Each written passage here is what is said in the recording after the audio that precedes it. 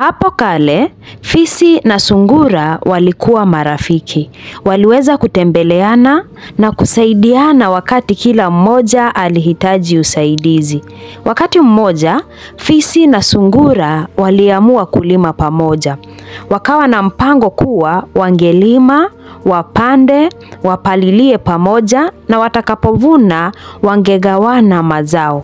Basi wakakubaliana kuanza kwa kulima viazi. Wakatayarisha shamba na kupanda viazi. Wakalinda shamba lao na kupalilia mpaka viazi vilipokomaa.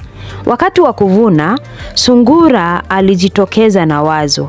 Akamwambia fisi kuwa yeye angechukua mazao ya chini naye fisi mazao ya juu. Basi fisi akaingia shambani na kuvuna mazao ya juu.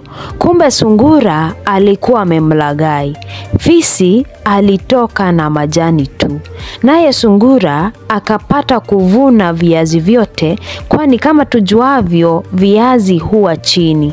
Baadaye sungura alimuendea fisi tena. Akamwambia warudie ule mpango wa kulima pamoja tena. Fisi alikataa kwani sungura alikuwa amemdanganya. Basi sungura akambembeleza fisi akimwahidi kuwa hilo halingejirudia tena.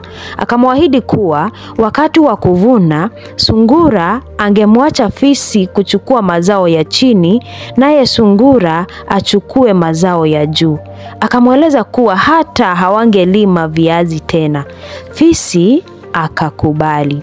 Wakatayarisha shamba tayari kupanda. Sungura akapendekeza walime mahindi mara hii.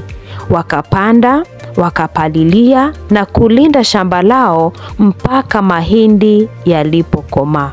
Basi sungura akamwambia fisi, wakati ule mwingine wewe ndiye ulianza kuvuna.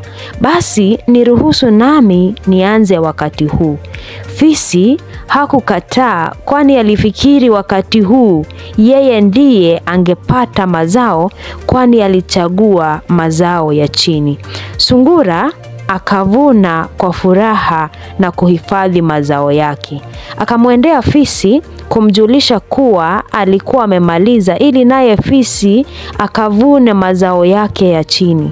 Fisi alielekea shambani kwa furaha na hamu kubwa. Alichimba, akalima na kung'ang'ana sana pale shambani. Kila mara hakupata chochote. Alipomaliza shamba lote ndipo aligundua kuwa sungura alikuwa amemlaghai tena kwa mara ya pili. Alihuzunika sana.